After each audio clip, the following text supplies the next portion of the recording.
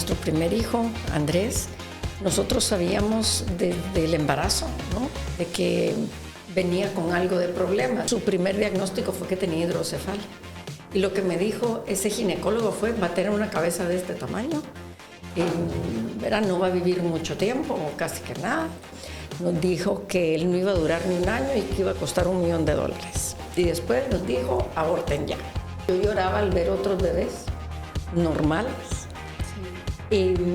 Porque pasas un duelo, porque tú tienes que, por decirlo de una manera, hacer morir la idea de tu hijo normal. Y al nacer nos dimos cuenta que traía otra malformación. Y me dice el infectólogo: mira, ya estamos en las últimas. Si estos últimos 2 antibióticos no funcionan, ya no hay nada que hacer. Eso es 180 Podcast con Gabriela Benedit. Este podcast llega a ti gracias a HD Audiovisuales Nicaragua. Bienvenidos a un episodio más. Este es un espacio creado para compartir vivencias, motivación, testimonios, fe, entrevistas y mucho más. Empezamos.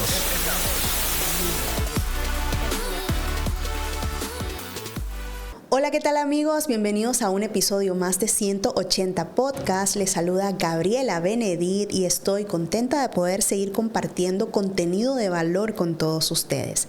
Recuerden que nos pueden seguir en todas nuestras redes sociales como Facebook, Instagram y YouTube. Y por supuesto van a poder encontrar los episodios completos en nuestro canal de YouTube o bien escucharlo en nuestro canal de Spotify. Hoy estoy honrada y contenta de poder compartir este podcast con Lucrecia Godoy de Narváez. Ella es administradora de empresas y finanzas, pero actualmente se desarrolla como mentora en neuroreeducación con experiencia de 25 años. ¡Wow, Lucrecia! Bienvenida, ¿cómo estás? Feliz de estar por acá, de que me abran las puertas y poder llegar a más gente, a más familias. Sí, contenta de haber podido ya coincidir. Compartimos en tu programa hace un tiempito, que te agradezco por haberme invitado. Y bueno, hoy vamos a hablar de vos. Y estábamos hablando al principio que eras una administradora de empresas y finanzas y te desarrollabas en ese ámbito, pero cuando ya... Bueno, más bien, contame vos un poquito de vos para que ya entremos en materia y comencemos a aportar ese contenido que yo sé que les va a aportar mucho a la gente. Sí, entonces yo sí trabajaba más en el área de finanzas, que fue en lo que me enfoqué al final en mi carrera, en mis estudios. Y lo que hacía era eso, era corredor de bolsa a nivel centroamericano y colocar, ¿verdad?, ya sea en fondos de inversión, dinero y todo, a nivel internacional. Entonces, nada, muy bonito. Y yo fui a un seminario bursátil a nivel centroamericano. Yo soy guatemalteca. Ajá, sí. Entonces, fui a este seminario a Honduras, San Pedro Sula.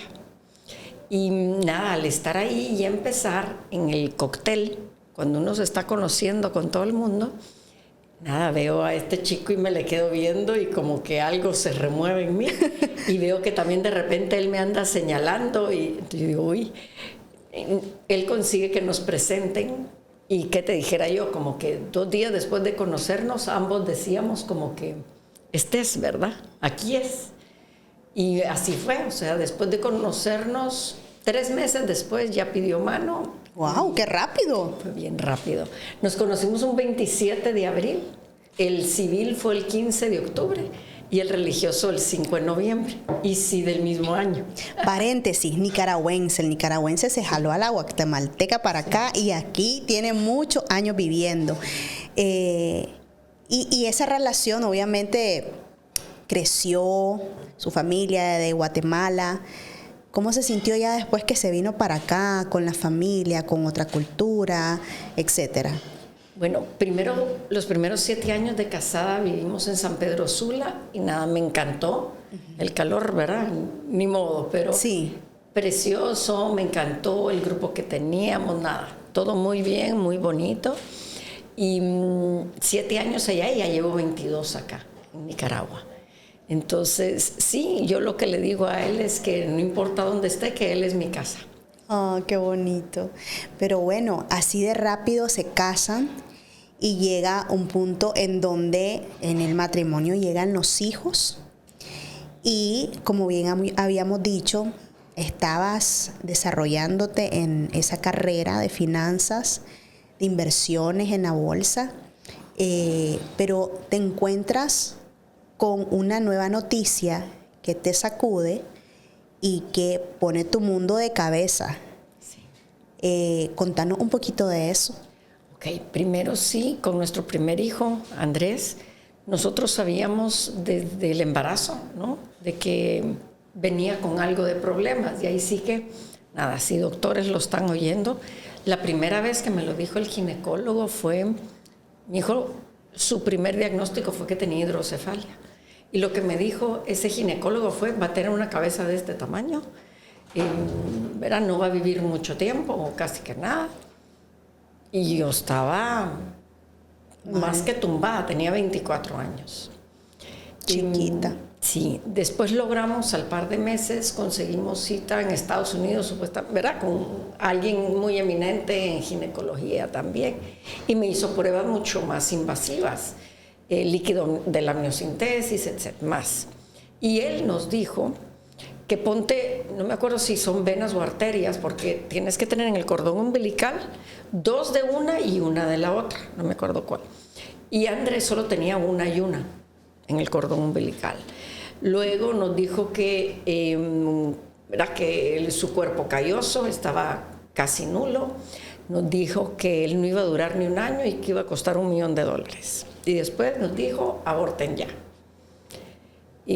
Están todavía en tiempo, ahorita hay que hacerlo. Me hicieron varias pruebas porque sí queríamos saber si era algo que iba a hacer con todos nuestros hijos. Claro. O si era algo casual. Sí.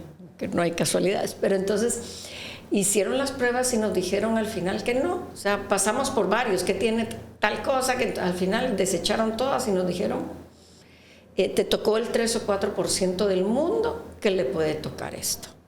¿Ya? Entonces, en ese sentido, ¿qué te dijera yo? Yo embarazada, yo lloraba al ver otros bebés normales. Sí. Porque pasas un duelo, porque tú tienes que, por decirlo de una manera, hacer morir la idea de tu hijo normal, de tu hijo que puede llegar a ser, qué sé yo, presidente, gerente, doctor, abogado, ¿verdad? Las expectativas que tú tengas. Entonces, primero es como que hacer morir todas las expectativas, que en realidad lo debería hacer uno, ¿verdad?, con todos, para darles de verdad total libertad a cada hijo de ser lo que de verdad quieren. Sí. Y no las expectativas de uno. Exacto. Entonces, eso fue lo primero, ese duelo. Y después de ese duelo ya es aceptar a, venga lo que venga, es más que aceptado. Entonces, me voy a retroceder un pelín para contarte algo que me vino ahorita a la cabeza, y es que cuando nosotros nos conocimos, yo estaba yendo a iglesia evangélica. Ajá. Y mi esposo, antes de pedir mano, él dice, no, es que, me dice él, de aquí a 10 años, que algo grande nos pase, tenemos que estar en lo mismo. Claro. Entonces yo dije, tienes toda la razón, estoy de acuerdo contigo. Entonces, ¿qué hacemos? ¿Okay? Me dijo, ok, pongámoslo en manos del Señor y que Él nos mande una señal, Él nos guíe qué es lo que tenemos que hacer, o sea, si tenemos que estar juntos o no. Entonces lo hicimos y lo que decidimos es que cada quien fuera a hablar con alguien. ¿Verdad? Él fue a hablar, bueno, una sister, y a mí, mi tía me consiguió hablar con este sacerdote. Yo estaba muy contenta y muy feliz en la iglesia evangélica, iba a mis cultos, a mi grupo de jóvenes, todo. Y cuando entré a hablar con el sacerdote, yo de verdad, o sea, de corazón abierto, yo le dije al Señor, ¿verdad?, guíame, dime qué es lo que es o qué no es.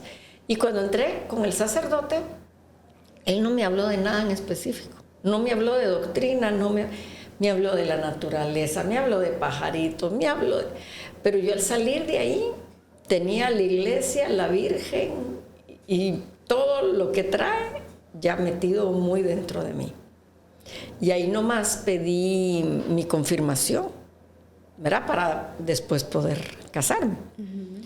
Entonces, por ahí va. Entonces, cuando viene lo de mi hijo, hacemos lo mismo. Es decir, ¿qué hacemos? Era cuando andaban con que aborte.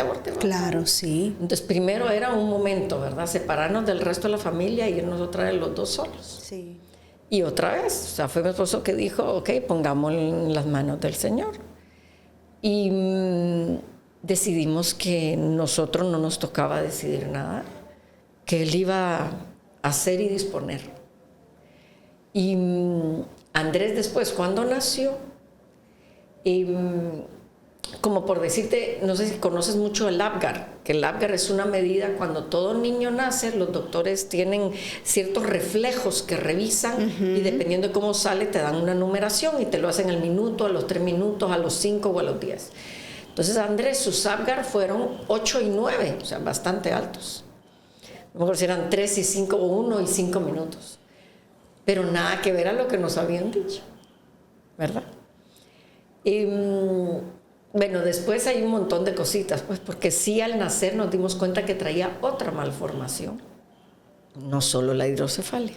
Que la hidrocefalia lo que es que no completan el círculo que debe completar el líquido cefalorraquídeo que se genera en el cerebro, porque está taqueada una tubería. Entonces tú le tienes que poner una tubería externa o hecha a mano, digamos, por humanos, para poder completar ese ciclo. Y hay mucha gente que se lo ponen y no vuelve a tener problema en toda su vida. Wow. Pero Andrés también, al nacer, nos dimos cuenta que el esófago no le llegaba al estómago, iba al pulmón. ¡Wow! ¡Qué difícil! Si su pediatra neonatólogo en Guatemala no se hubiera dado cuenta, imagínate, lo primero que le hubiéramos dado, agua, chiche o lo que fuera, le hubiera ido directo al pulmón. Entonces esa fue su primer cirugía a las horas de nacido, ¿verdad? Ese primer día, y tuvimos que esperar 24 horas para hacerle la de la válvula, la segunda.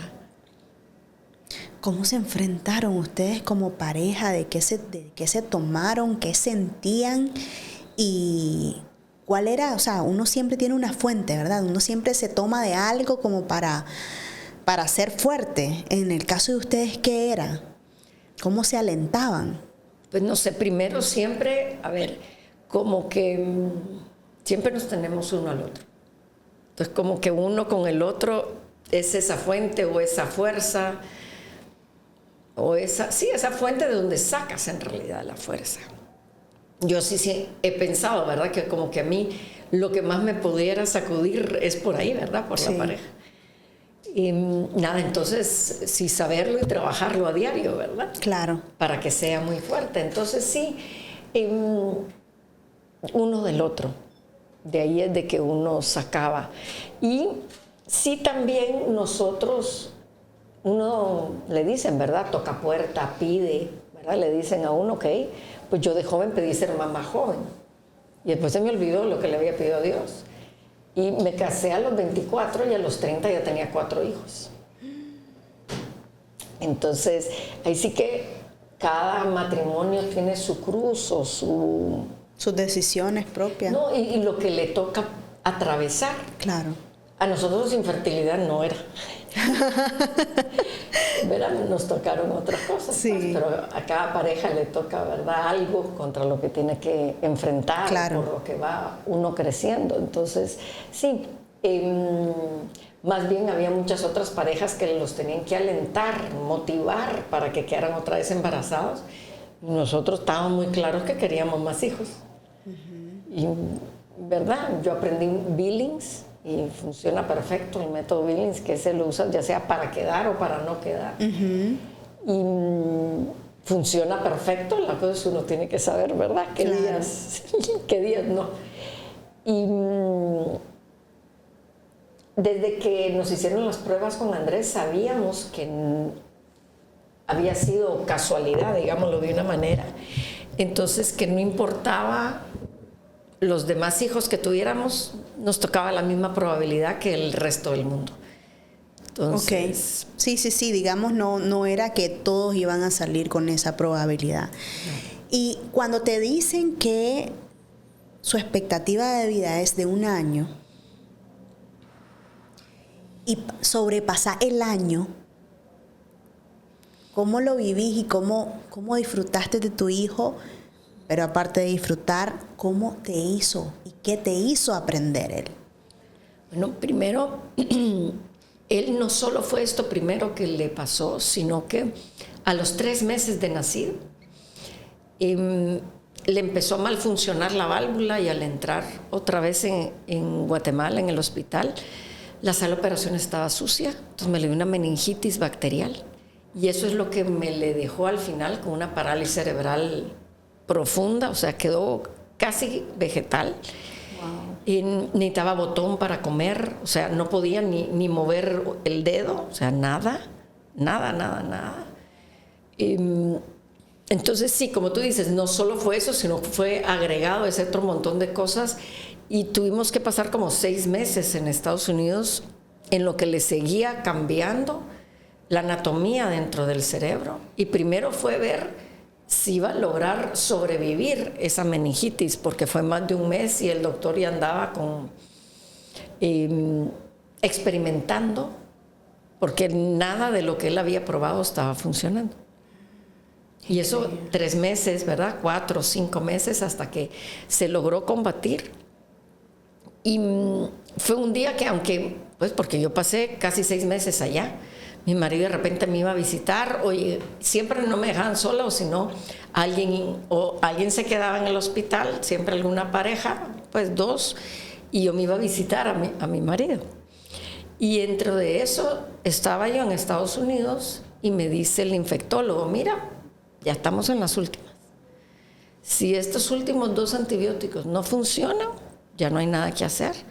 Lo único otro que nos queda es entrar con un antibiótico como que en cirugía a lavarle adentro del cerebro.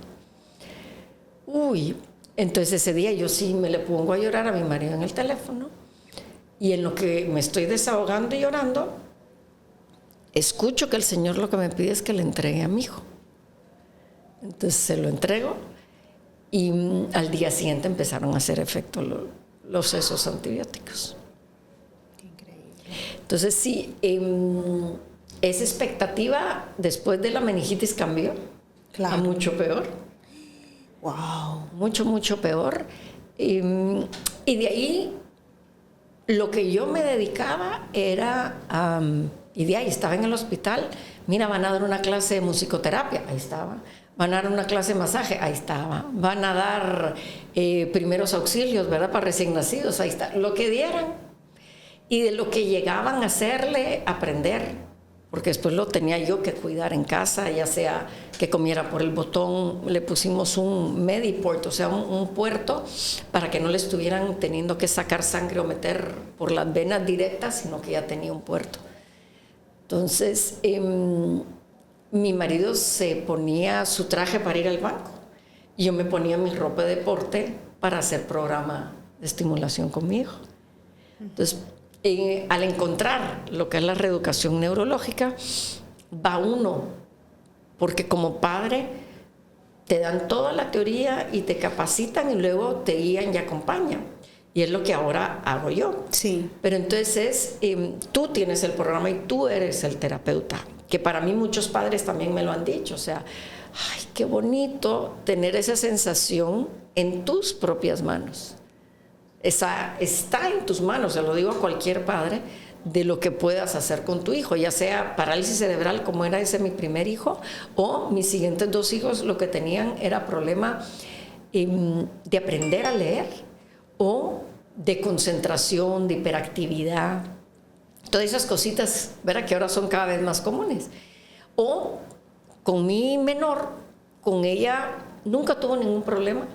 Le hicimos esta misma estimulación o reeducación neurológica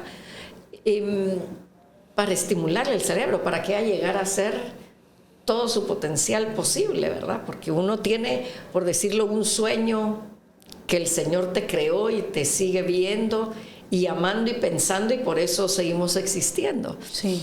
Entonces, que de verdad puedas llegar a cumplir ese sueño, a completar eso para lo que el Señor te creó. Entonces, si estamos con muchas, le llamo yo, toxicidades, sea de falta de conocimiento o privación de esa estimulación a la edad que toca.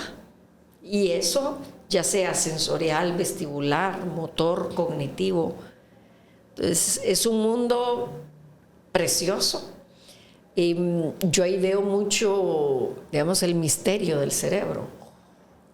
Es precioso, impresionante y perfecto exactamente como todo es. La cosa es conocerlo. Claro. Conocerlo para poder ayudarlo y apoyarlo. Y lo comenzaste a conocer en ese proceso con tu hijo y seguramente veías cambios y eso es lo que te asombraba. ¿Cómo, si pudieras ejemplificar algo en esta estimulación como para que la gente lo comprenda un poco más de una forma sencilla, ¿cuáles eran estas estimulaciones de las primeras experiencias que tuviste con tu hijo? Ok, bueno, una de las cosas, pero es difícil de explicar, pero sí es, ya sea parálisis cerebral o autista o hiperactivo, lo que uno no sabe es respirar, uno no sabe exhalar. Y no es que te lo digan y uno va a decir, ya lo sé, no. Estoy hablando a nivel biológico, a nivel primitivo en el cerebro, de las cosas que uno hace sin pensar, las autonómicas. Entonces, a ese nivel estoy hablando de la respiración. Entonces, esa era una de las cosas muy grandes, porque lo ponen a uno, o sea, acuesta a tu hijo y velo y cuéntale las respiraciones, cuántas tiene, okay, cuántas debiera de tener. Entonces uno, ya sea despierto o dormido. Después, ponte, a mi hijo le costaba mucho comer, ¿verdad? Te dije que empezamos por botón.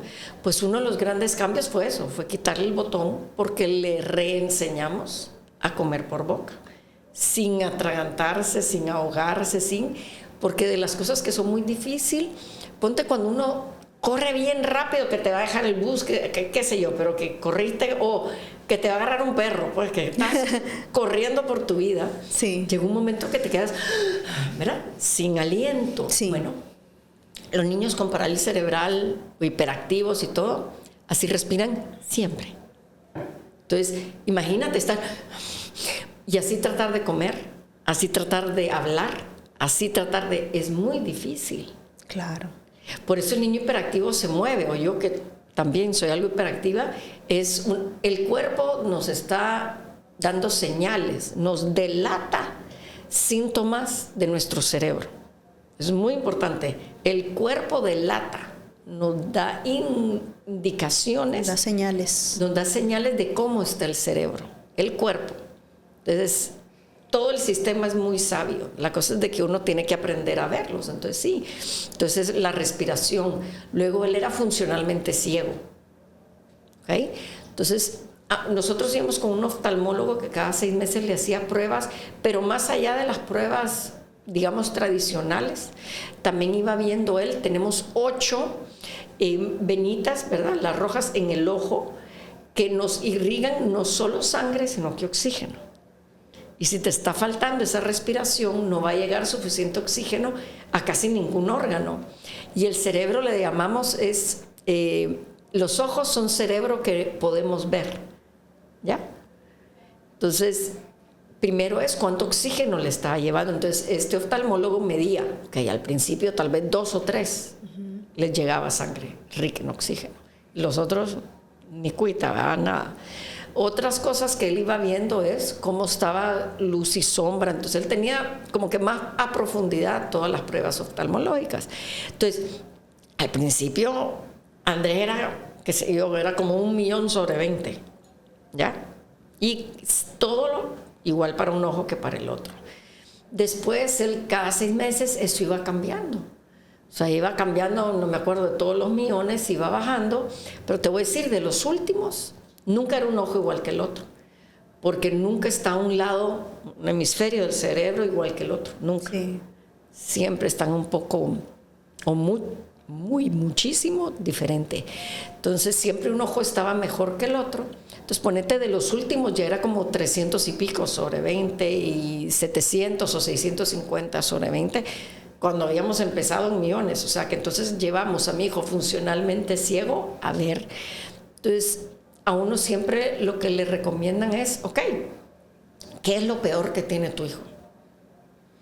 ¿Okay?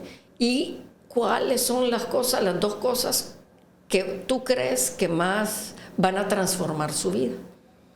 Yo lo que sentía es que era, la vista, quiera Dios, todo entra por la vista, ¿verdad? Casi todo.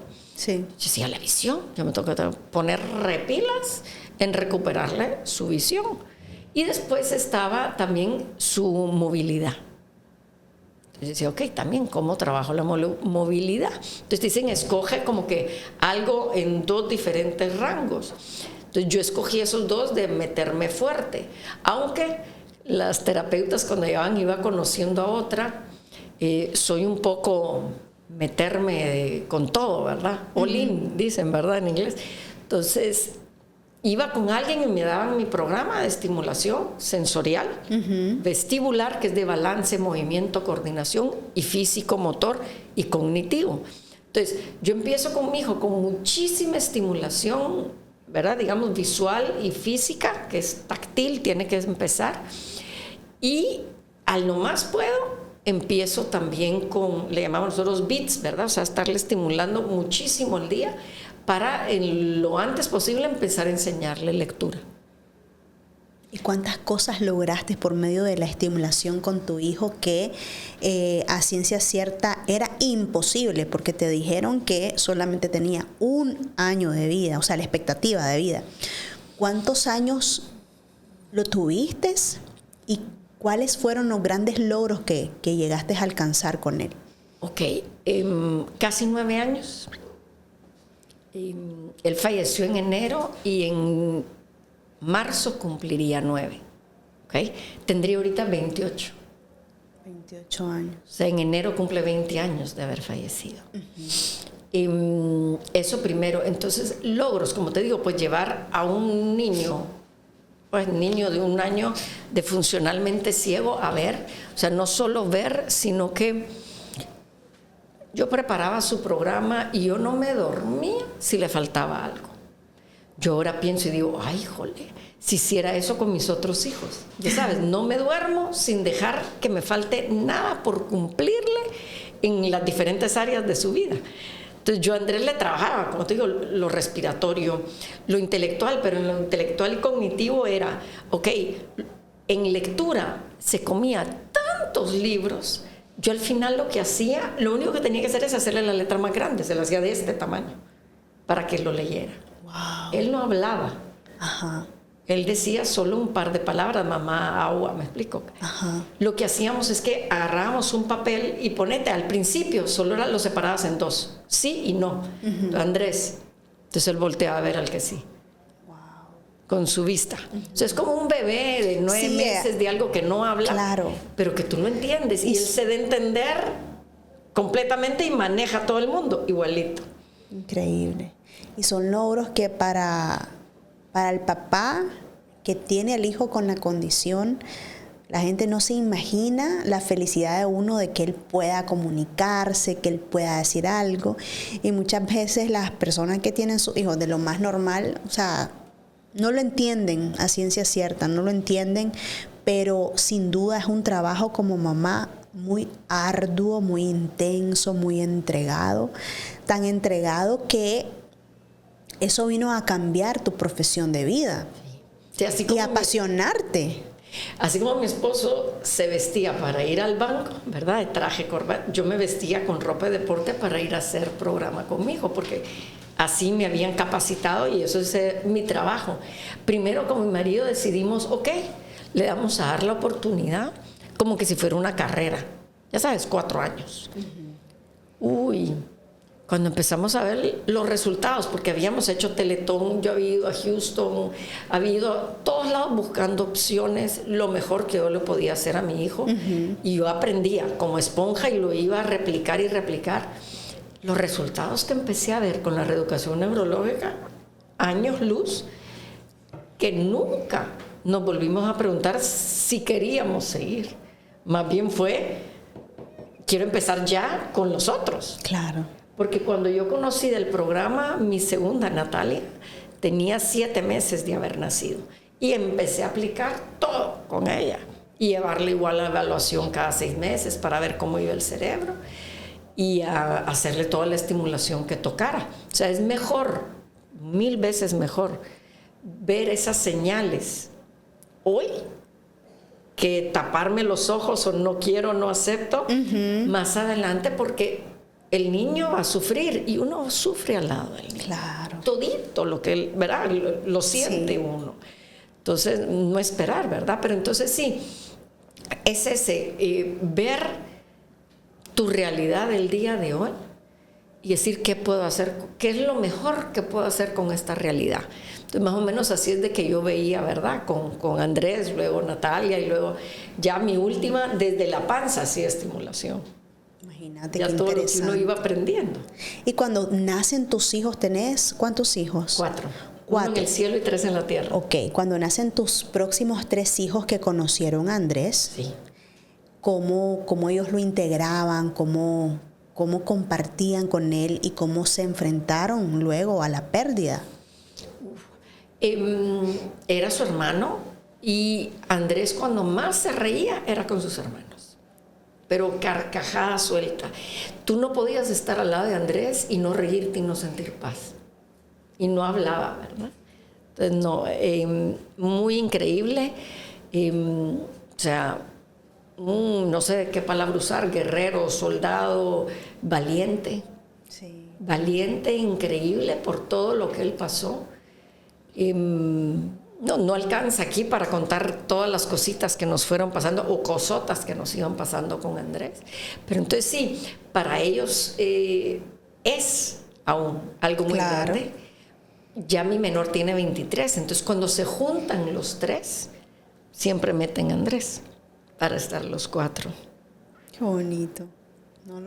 Siempre lo tienen presente en sus vidas. Sin duda, Andrés vino a marcar tu vida de una forma inusual, profunda, y te hizo aprender y descubrir un nuevo propósito para vos. Y qué interesante, ¿no? Que a veces he compartido con invitados que sí tenían una carrera hecha, se dedicaban a algo, pero por cuestiones de la vida algo pasa y de repente encontrar algo que te apasiona mucho más. Y te venís quedando con esta estimulación que fue una bendición para tu vida, porque déjame decirte que no todas las personas tienen acceso y posibilidad a poder salir, a poder viajar, a poder capacitarte. Eso es parte de mi querer, porque digo, no, esto que para mí me fue dado gratis, porque a mí me apoyaron mis padres, y mucha gente apoyó. Mucha gente, cada uno de su manera, entonces uno recibió muchísimo. Entonces, no es para que yo me sienta en mis laureles y lo haya recibido y ahí quedó, no. Yo sentía, yo lo tengo y ahora me toca o quiero compartirlo. Y sí, o sea, no es que no me gustó y no me apasionaba, ¿verdad? La bolsa y todo eso, sí.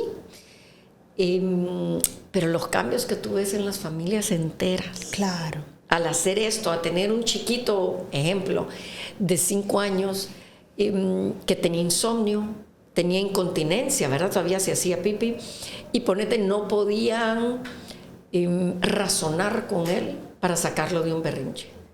Hace 3 semanas del programa, ¿verdad?, de reeducación, y el niño ya no tiene insomnio, ya no tiene incontinencia y ya poder razonar con él de un berrinche. Entonces, los cambios son inmensos y no son personales, porque involucra a toda la familia. Y es que para una familia no tiene que ser una parálisis cerebral, no tiene que ser un autismo, síndrome Down, que también entran en este programa. Correcto. Sino que una hiperactividad, un problema de concentración. Para mí, a ver, esos son los niños más afectados. O sea, ¿qué te digo yo? El niño con parálisis cerebral es cárcel de su cuerpo, porque él está nítido aquí adentro. Es como que nos dieron un derrame y quedamos inmóviles y no podemos hablar, pero por dentro estamos nítidos. Sí. Qué horrible, ¿verdad? Claro. O sea, el cuerpo es nuestra cárcel, tenemos todo nítido adentro, pero no lo podemos usar. Entonces, ponte, yo en ese sentido creo que Dios tiene un sentido del humor bien particular, porque todo el niño que tiene parálisis cerebral es más dotado cognitivamente o intelectualmente. Hay una película que me encanta de Daniel Day-Lewis, el de La Pasión, solo que se llama Mi pie izquierdo, y creo que es en Irlanda, basado en vida real, de una mamá que tenía 3 o 4 hijos varones, y a todos les exigía igual, aún al que tenía parálisis cerebral. Entonces él no podía usar sus miembros, solo su pie izquierdo. Pero con el pie izquierdo, sus papás y todos se lo pedían, él tenía que poder, y él podía hacer su vida normal con solo el uso de su pie izquierdo. Entonces, como les decía, que son superdotados los de parálisis, él lo que era un increíble poeta. Entonces, primero, si los padres no creen en ti, tú no logras nada. Entonces, esos papás creyeron y exigieron y esperaban de él todo. Entonces él lo dio, claro, sin pensarlo. Eso es muy importante. Y es que todo padre está perfectamente capacitado, dotado para los hijos que Dios le manda. Sí. No hay casualidades. Está en uno sacarlo adelante. Claro. Porque Él nos los confió y Él sabe quiénes somos nosotros y quiénes son los hijos. Claro. No dudemos de eso. Sí. Eso es para mí algo de las bases que hay que tener muy claro cualquier padre. Interesante. Sí, como te decía, qué bendición todo lo que tuviste en tus manos para poder aprender, descubrir, ver realmente que funciona, ¿verdad? Toda la estimulación. Y se vuelve después tu pasión, y no solamente, como mencionaba vos, con niños con condiciones en específico, sino con otro tipo de escenario. Y es bien difícil, por ejemplo, en Latinoamérica casi no tenemos espacio, casi no tenemos un lugar en donde recurrir, porque ni siquiera los doctores saben dónde puedes ir, quién te puede apoyar. Alguien que haya pasado por eso, que te pueda decir, mira, esto es el camino que puedes seguir. Es bien difícil. ¿Cómo has venido apoyando a las personas que ahora vos te dedicas a esto, a la asesoría, al acompañamiento, ¿verdad? A niños que en realidad necesitan ser encaminados, orientados, que esto es muy abierto, me explicaba vos, no necesariamente con los niños con condición. Sin embargo, los niños con condiciones específicas, los papás son los que más se sienten perdidos. Claro. O sea, no saben por dónde empezar, y me encantaría que pudieras compartirles en este podcast a ellos algunas orientaciones generales, porque sé que no nos vamos a dar abasto como para que vos atendas a toda Nicaragua, pero algunas orientaciones generales que ellos puedan atesorar y tener un norte. Bueno, primero, como estábamos hablando, y es que sí vas a necesitar de otras gentes, pero a mí también algo de lo que mucho me molestaba, horrores antes, ahora los voy entendiendo, perdonando un poco, pero debieran de ser más abiertos, son los demás doctores. No deben de decir, no hay nada que hacer. No quiten la esperanza porque no conocen o no creen en estos programas, pero sí funcionan. Entonces, verá, como que por amor de Dios no digan eso. No le cierran esas puertas, porque sí hay mucho que se puede hacer por un síndrome Down, por un autista, hiperactividad, ADD, o sea, ¿verdad? Problemas de aprendizaje, de hiperactividad. Entonces, hay muchísimo que podemos hacer. Entonces, y es bien sencillo y es en casa. Entonces, nosotros, ¿qué hacemos? Ya sea que tengas el dinero o no lo tengas del programa, nosotros no decimos que no a nadie. Entonces, más depende de la familia, como para ir escogiendo, ¿verdad? Claro. Ellos sí lo van a aprovechar o sí lo van a hacer, porque uno tiene que primero aprender mucho para como que convencerse. Comprometerse. Y comprometerse, pero hay que convencerse. Si tú no estás convencido, o sea, ningún niño va a querer hacer programa. Sí. Porque el cerebro es músculo. Y él lo que va a hacer, porque así está programado, es vuelve a hacer lo que le es familiar, lo que ya ha hecho. Y se queda, por decirlo, trabado. Hablemos, ponete un autista, uno que se queda trabado. Él no quiere estar ahí trabado. Todo cerebro quiere avanzar y mejorar. Entonces aquí nosotros sí tenemos las herramientas, capacitación y el acompañamiento y guía para que lo hagas y en tu casa, o sea, lo pongo en tus manos, o sea, la pelota ya no está en los doctores, está en ti, padre. Claro. Que vengas si quieras hacer algo al respecto. Entonces, te hablaba de que de parálisis cerebral, su cuerpo es su cárcel. Para el autista, los sentidos y su intestino son su cárcel, porque es muy hipersensible a todo esto. Sí. Entonces, él va apagando todo y decir, mejor apago todo y me aíslo dentro de mí, sin nada ni nadie, porque todo el resto me estorba y me exacerba. Se desespera. Sí. Sí. Entonces, y después viene al niño que le fue privado, digamos, pero por ignorancia, no en el mal sentir, sino solo por no investigar, por no meterse, por no creer que en todo esto es viable y es posible, porque igual a mi hija chiquita, o sea, yo le hice toda la misma estimulación a ella, no lo necesitaba, pero yo quise elevar el cerebro a todo lo que puede, porque sí, entre más chiquito el ser humano, más neuroplasticidad tiene. ¿Qué quiere decir? El cerebro más fácil, como una esponja que absorbe y se transforma. Un deporte, un instrumento musical, un idioma. Si tú se lo enseñas, agarra una familia con un bebé, con un niño, con un joven y gente mayor, ya sea deporte, instrumento musical o idioma, ¿quién lo aprende más fácil y más rápido? El niño más pequeño. Entonces, esa es neuroplasticidad. La neuroplasticidad empieza aquí, el día que naces. No importa que seas prematuro. Eso de que mi hijo nació un mes y medio antes, ya para el cerebro eso no vale. Tenés que empezar a estimular y ya. Entonces, todo cerebro al nacer, aquí tiene la neuroplasticidad y cada día la va perdiendo. Y es bien fuerte en los primeros 6, 7, 8 años. Y de ahí, tiene un súper declive. Entre el juicio y otras cosas, pues, pero la neuroplasticidad se va para abajo.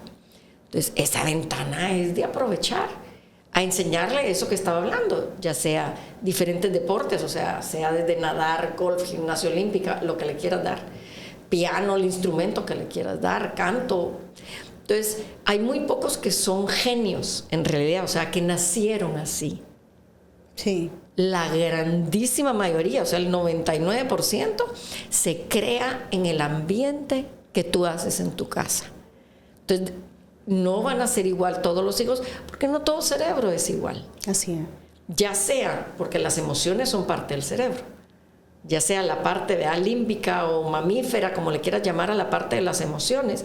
Si tú la tienes ordenada, organizada o reeducada neurológicamente, todo le va a ser fácil, aún las emociones. El que neurológicamente está bien ordenado, organizado su cerebro en el área de las emociones, ni se enojan de tan organizado. Increíble, increíble, interesantísimo. Y en ese sentido, ya cuando los niños tienen 7 años y, por ejemplo, los papás no tuvieron esas posibilidades, ¿de qué forma se ayuda en el acompañamiento? Ok, primero, a ver, cuando mi mamá le dio un derrame hace como 6 años, hicimos este programa, combinado con otras cositas, ¿verdad? Que después les puedo contar. Y mi mamá quedó mejor que antes del derrame. Entonces, así como funciona para alguien de 60 o 70 en un derrame, o así como la neuroplasticidad empieza aquí arriba y va para abajo, todo tu desarrollo neurológico completo, al final de la vida empieza un declive. Si quieres que ese declive no sea tan de a picada, igual puedes aplicar este programa. Entiendo. No es para ya salir de un problema, sino pues para un mejor morir, digamos. Correcto. De una manera, ya sea una mejor calidad de vida, física, vestibular y de coordinación. Qué interesante. No, agradecerte, Lucrecia.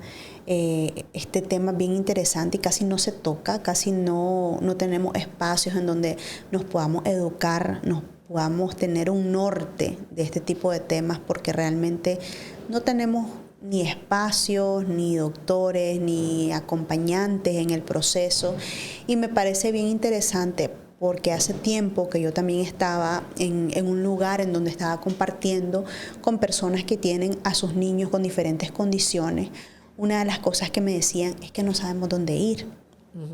Es que no sabemos quién nos puede dar las terapias. Es que, por ejemplo, yo solo conozco este lugar, me mandaron a este lugar, pero alguien que te pueda acompañar, yo te felicito realmente porque a pesar de pasar esa etapa dura de casi 9 años con tu hijo, en donde aprendiste un montón, pero también la pérdida duele, sin duda alguna, no te queda obviamente con esa bendición de agarrar ese propósito y continuarlo, ¿verdad? Ese aporte a la sociedad y continuarlo. Y es muy bonito que no te lo hayas quedado solo vos, como decías, sino que hay que continuarlo y que es algo muy abierto. Es algo que te aporta de una forma increíble y creo que en este espacio, este día, este podcast va a servir mucho para que la gente pueda comprenderlo un poquito, porque tal vez el tiempo no nos da, pero me encantaría que pudieras compartirnos algún mensaje final para comentarnos cómo podemos ayudarles a nuestros niños o qué directrices podemos tener, cuáles son esos pasos, porque, como te digo y lo repito, se dan muchos casos y cada vez es más común. Nos estamos enfrentando cada vez a más diagnósticos de autismo, de hiperactividad.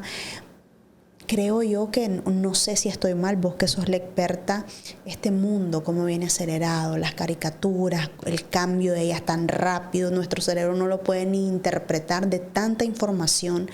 ¿Cómo nosotros como padres bregamos con esta realidad que está demasiado acelerada? Pero, o sea, nosotros como padres queremos realmente ayudar, pero con lo que ya tenemos no podemos cambiarlo. Ok, primero, esperanza. Siempre hay esperanza. Con este programa lo encuentras y una esperanza y una probabilidad de cambio, de transformación inmenso. Todo lo que te han dicho que no, yo te digo que sí. No va a ser fácil porque este programa es muy retador. Entonces eso va de primero, esperanza. Luego te tienes que instruir, tienes que conocer. Entonces este programa sí está al alcance de todo el mundo. Sígueme en las redes sociales. Y ahí vas a ir solo con eso aprendiendo un montón. Luego pídeme que vaya a dar charlas a tu casa, al colegio. ¿Me explico? O sea, hay mucha formación que yo tengo. O sea, a donde yo me fui a formar fui por 9 años.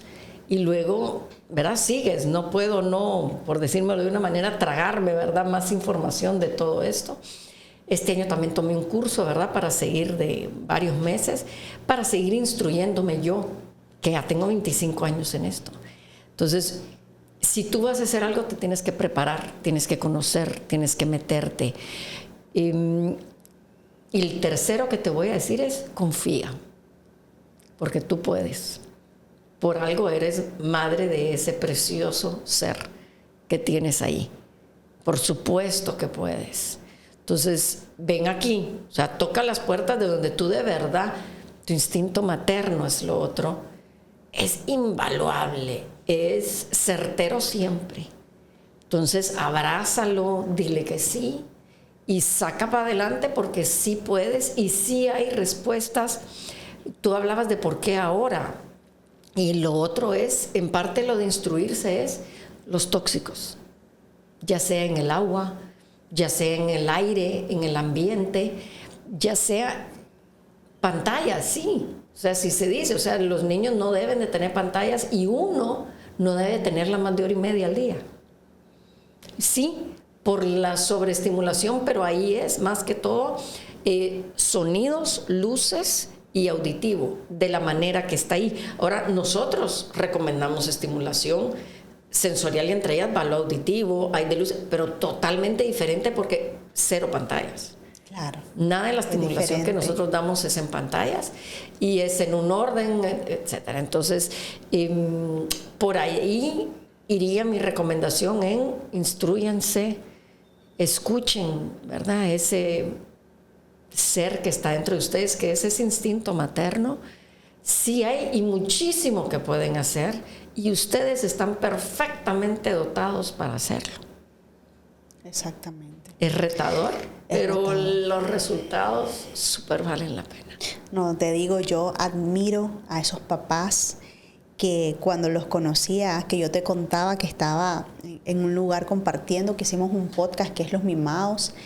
Increíble la fortaleza de la gente, los papás o las mamás, llenos de esperanza, de fuerza, de valentía, apoyando a sus hijos. O sea, como decís vos, pueden. O sea, si les tocó, es que realmente Dios les va a dar la fuerza y la sabiduría de poder salir adelante, de abrazar la esperanza, como decías vos. Y qué alegre conocerte, Lucrecia, que compartamos este podcast para dejar un poquito de información muy valiosa para la gente, que no hay cosa más profunda que poderlo vivir, sufrirlo, aprenderlo. Porque es fácil estudiar y replicar, pero pasar ese proceso tan duro del que pasaste con tu hijo y que fue tu maestro de vida literalmente, un regalo de Dios. Así que quiero felicitarte por este camino que tomaste, que decidiste, que sin duda aporta mucho a la sociedad.